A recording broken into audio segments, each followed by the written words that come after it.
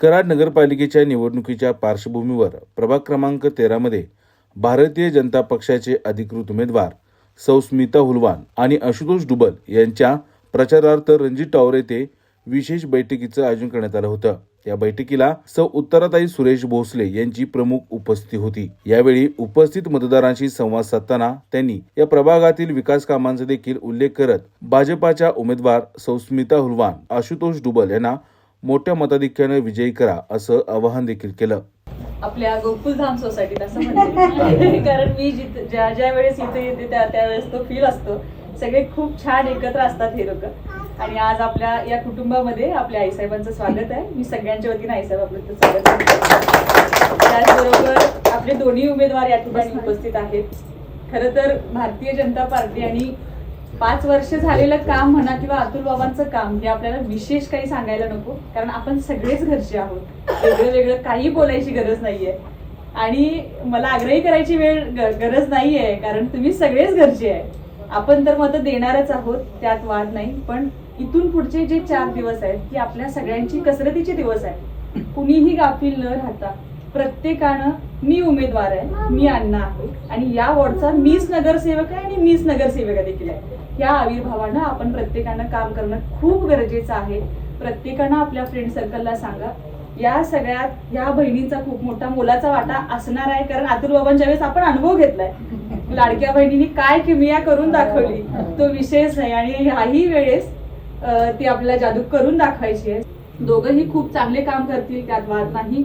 या दोघांच्याही मागं आणि अण्णा पवसकरांच्या मागं आपण भरघोस मताधिकाने आपल्याला त्यांच्या पाठीमागे उभं राहायचंय। आपण प्रत्येकानं आपण उमेदवार म्हणून काम करायचंय। वयाने पण लहान आहे आणि या क्षेत्रात पहिल्यांदाच आहे। ऍक्च्युअली जर बाबांचे फर्स्ट टाइम उभा राहतो, बाबांचं जर ओव्हरऑल पॅनल बघितलं तर एक यंग लॉबी फार भरपूर आहेत आणि एक अनुभवी लॉबी भरपूर आहे। पॅनल असं व्यवस्थित डिस्ट्रीब्यूट केले की आता ह्या वॉर्डातली जर परिस्थिती बघितली, मॅडमचा हुलवान मॅडमचा अनुभव फार आहे।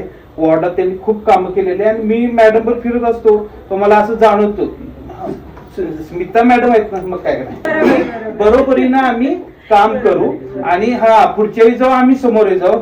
तुमची टीम वर्क बेस्ट आहे हे आमचं नाव आलं आणि आईसाहेब एक विनंती करेन, जेव्हा ही इलेक्शन होतील हे आपण एक कॉम्पिटिशन लावू की वॉर्ड वाईज कुठली टीम बेस्ट आहे, हे टीम वर्क आम्ही करून टाकू आणि ऍज अ टीम ह्या पूर्ण इलेक्शन मध्ये जातोय।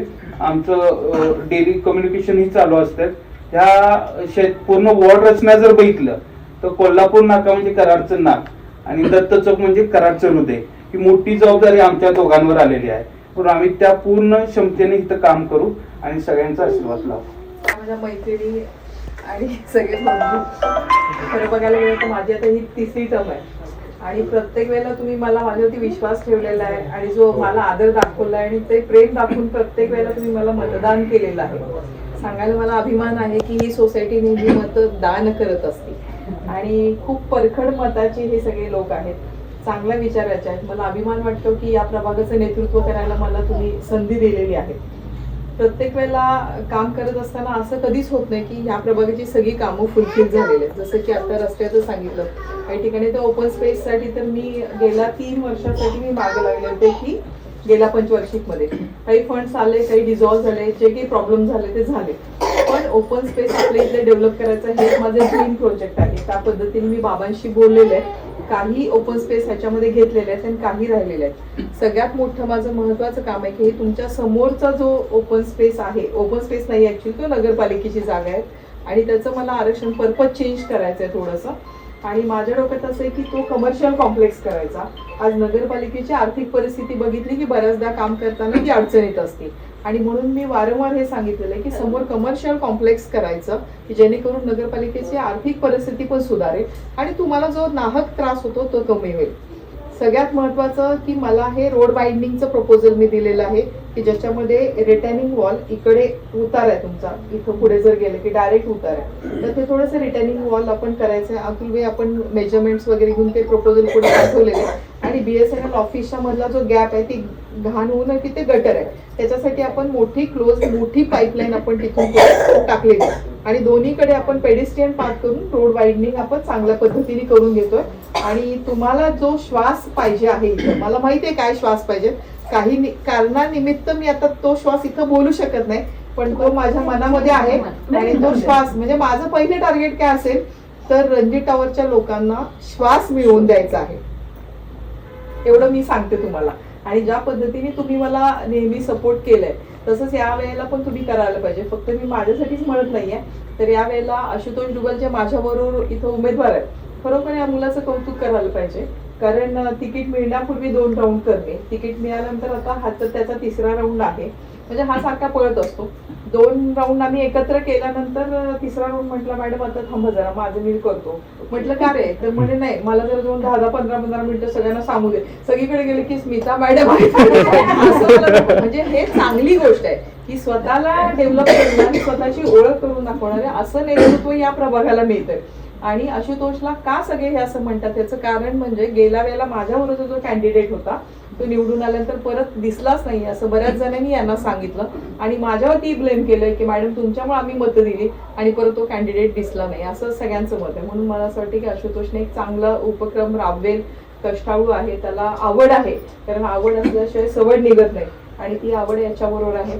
आणि सगळ्यात महत्वाचं आमचे हात बळकटी करायला नेतृत्व खूप चांगलं आहे. कारण आज आपण बघितलं तर विधानसभा झाल्यापासून परवा दिवशीच आपली वर्षपूर्ती झाली, पण मला आठवतंय की 1 वर्षामध्ये 1 दिवस सुद्धा काही बाबा निवांत बसले नसतील.